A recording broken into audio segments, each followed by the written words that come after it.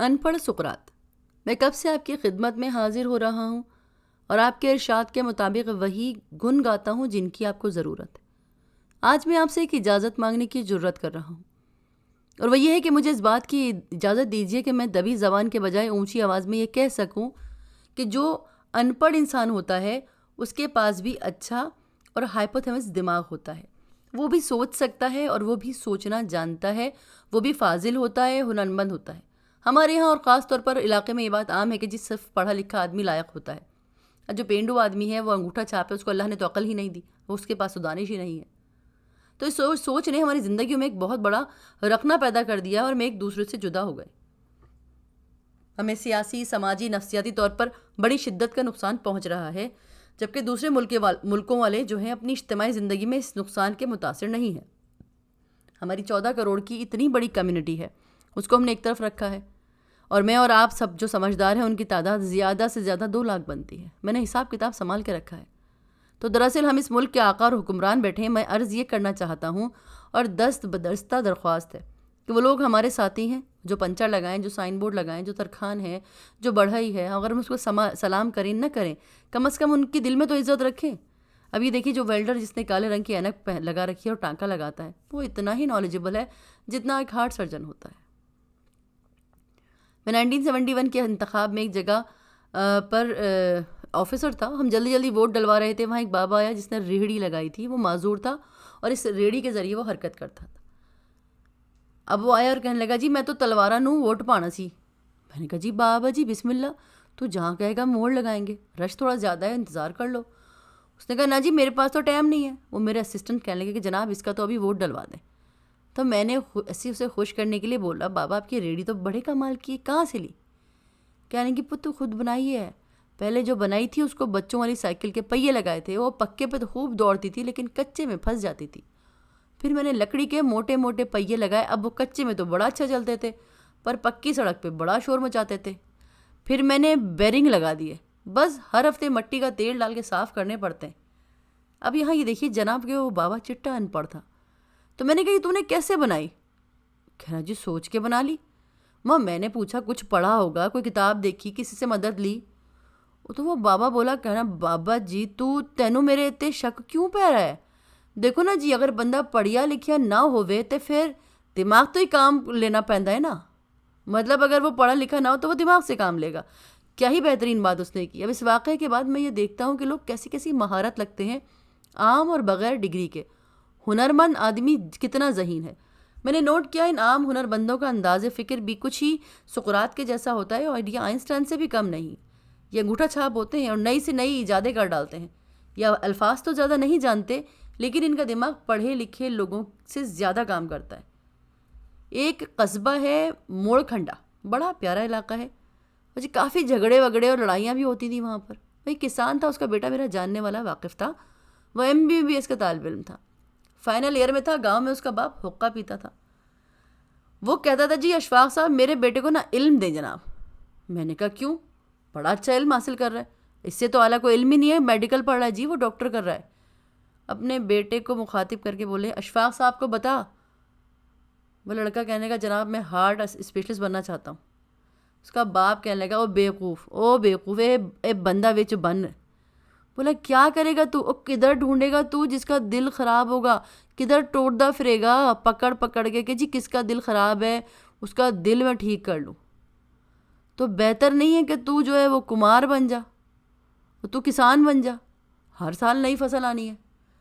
تو خواتین و حضرات، سقراط کسی اسکول سے پڑھا نہیں تھا، کسی کالج سے، یا اس نے یونیورسٹی کا منہ تک نہیں دیکھا تھا۔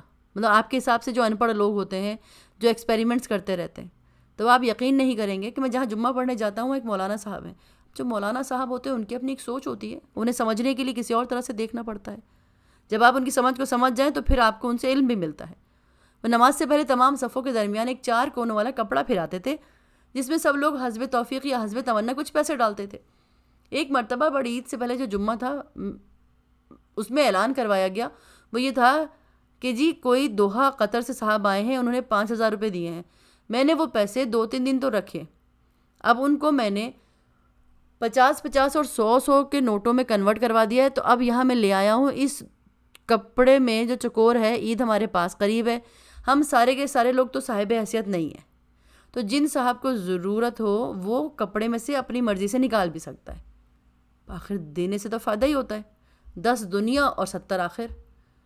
اب وہ ٹیسٹ کرنا چاہ رہا تھا بیچارہ، یا معلوم کرنا چاہ رہا تھا کہ یہ بات سچ ہے یا نہیں ہے، بہرحال اس میں نے کپڑے میں سے کچھ لوگوں نے کپڑے دیے، کسی نے نوٹ 100 کا لیا، کسی نے 50 کا لیا، ڈالنے والوں نے اپنے کپڑوں میں سے ڈالے بھی اپنے پاس سے۔ اگلے دن میں مولانا صاحب سے ملا اور ان سے پوچھا کہ اگلا تجربہ تو آپ کا کچھ عجیب ہی تھا، نہ پہلے کبھی دیکھا نہ سنا۔ وہ کہنے لگے جناب، میں نے جب آخر میں رومال اور کپڑے کو کھول کر دیکھا ہے نا تو 6,500 تھے۔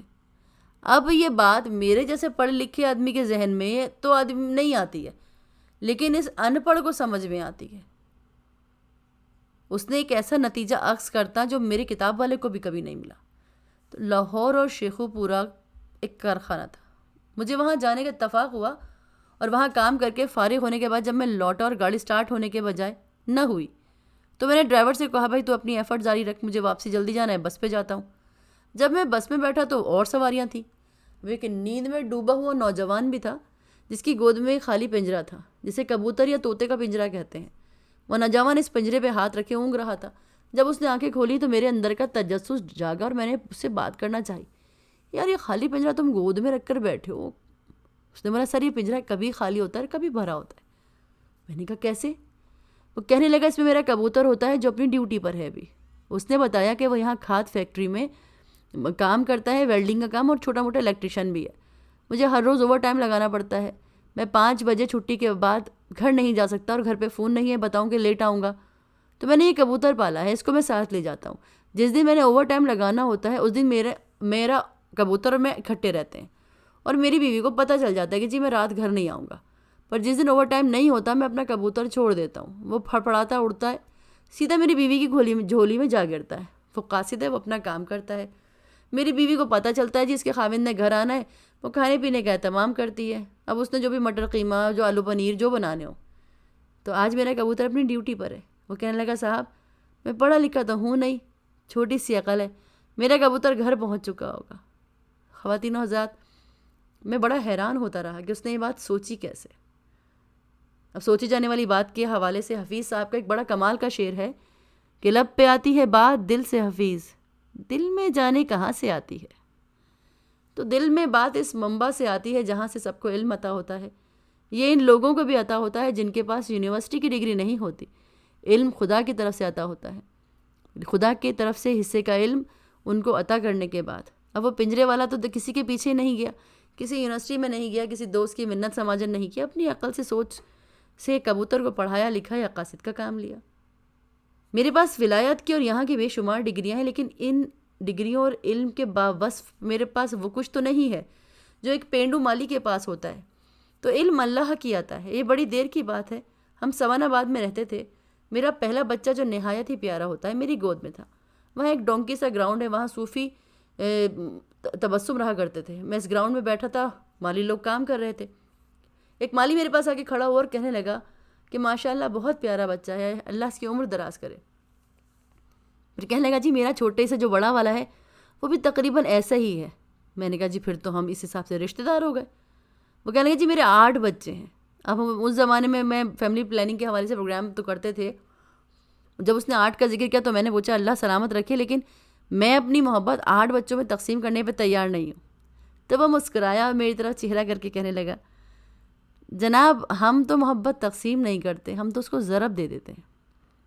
اب یہ دیکھیے وہ بالکل ان پڑھ آدمی، اور اس کی بات میرے دل میں اب تک موجود ہے۔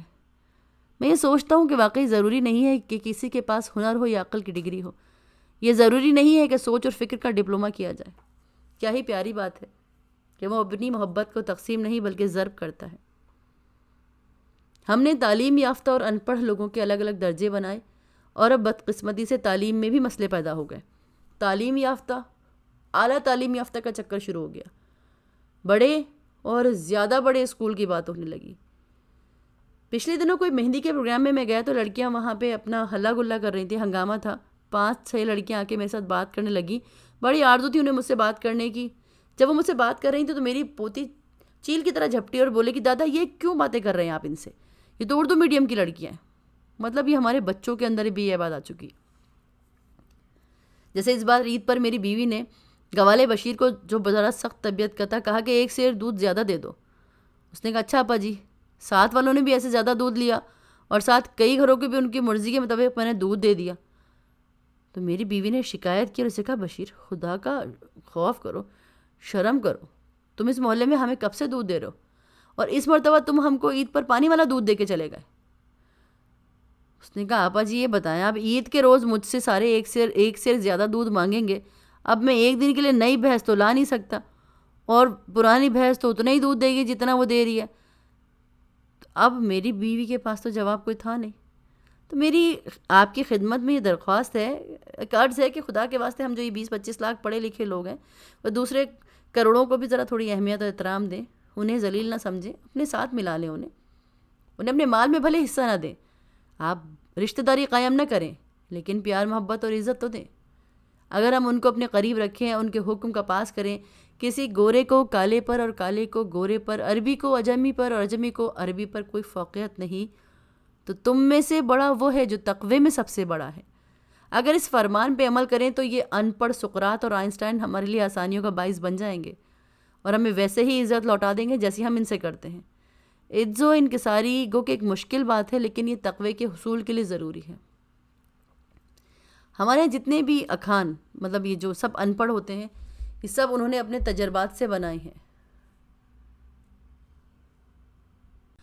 بہرحال ایک سوچ کی بات ہے اور ایسے ہی وہ باہر نہیں آتی. تو یہ دانش کی اور فلسفوں کی باتیں ہیں. آج کے بعد سے آپ ان فلسفیوں کو، جن کے پیشے تو بہت چھوٹے ہیں، کوئی چوہان ہے، کوئی کوچوان ہے، کوئی حجام ہے، کوئی موچی ہے، کسی کے پاس اس کا ہنر ہے، اس کا علم ہے، یہ عزت کے جائز طور پر مانگنے والے ہیں اور ہم ایمانداری کے ساتھ انہیں ان کی عزت دے رہے ہیں.